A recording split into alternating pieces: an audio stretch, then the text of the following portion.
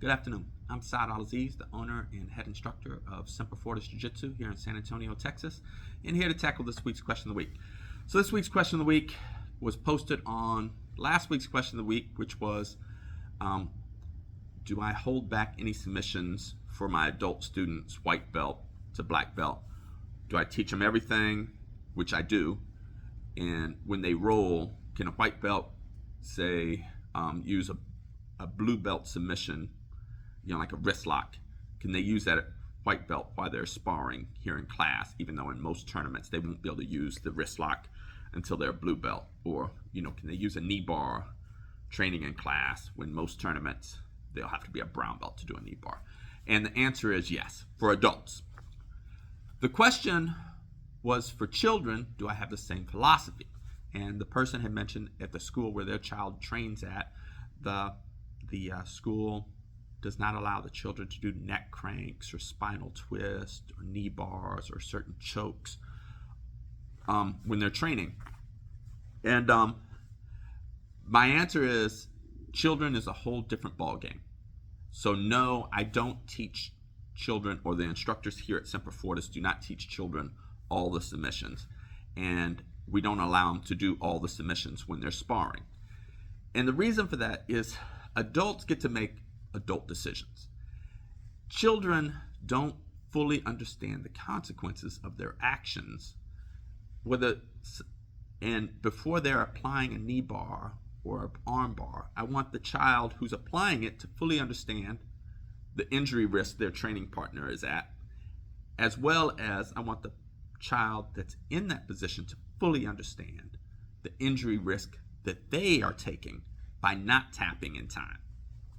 And for children, it's a much more difficult scenario because they're just not mature enough to understand that, hey, if this person, breaks my leg, this is going to be a long recovery and possibly a surgery. Same thing with the arm.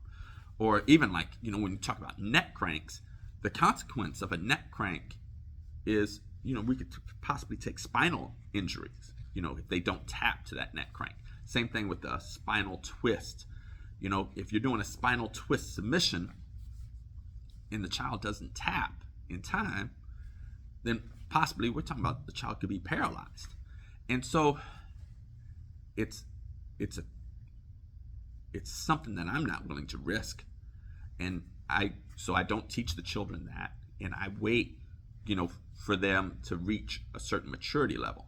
And I don't allow the kids in our program to sign up for tournaments that allow those, I went to a tournament years ago.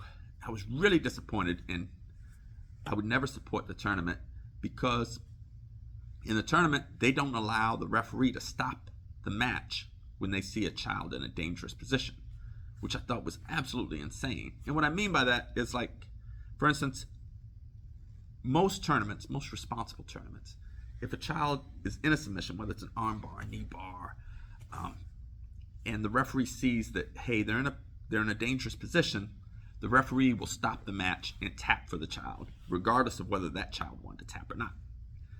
And that's a responsible tournament. An irresponsible tournament is no, the referee will not stop it until the child taps, because the child may not tap because they really want to win and they don't fully understand the consequences if they don't tap. And so that's a scary scenario. And I was at a tournament maybe 2 years ago, and I tapped for one of our children, and I told the referee, no, tap, stop. And the referee stopped the match because the child was locked in the armbar. And while the child was locked in the armbar, I heard the parent next to me saying, don't tap, don't tap, don't tap. Mind you, the parent doesn't know jiu-jitsu. The child doesn't want to let their parent down and would have took the arm break. And my responsibility is the safety of that child. And the referee stopped it, and the parent was like, hey, why did you stop it? My child didn't tap. And I tried to patiently explain to the parent that it's not worth the injury. And so sometimes I'll see this in class, and it's one of the reasons that me and my instructors discourage parents from trying to coach from the seats, because one, The parents don't know jiu-jitsu. You know, the instructors are the experts. You know, whether it's, you know, Coach Edric, Coach Robin, Professor Sway, you know, they're the experts. The parents don't understand the injury risk. But the child, if the parent tells the child, don't tap to this spinal crank, child won't tap, you know. And what's the consequence? Well, the parent had good intentions. Unfortunately, you just encouraged your child to go into a severe injury. So that's why we limit, and that's why my school limits the submissions we teach children until we feel like they're capable and they understand, you know, the consequence of what they're doing. And, you know, most responsible schools do that. Like, I would never send my child to a school where they're like, yeah, we teach the kids everything, and, you know, hopefully they tap in time. It's like, really? You know, like spinal cranks, you know, back twisters, you know, hopefully they tap in time. It's like, that's a dangerous business.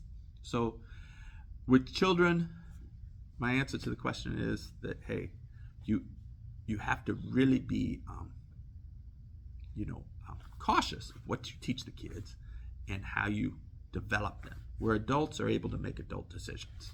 And it just goes back to, you know, like, parents have good intentions, but sometimes parents try to live through their children, like relive their childhood. Like, just up in the Dallas area, a few weeks ago, it was a football game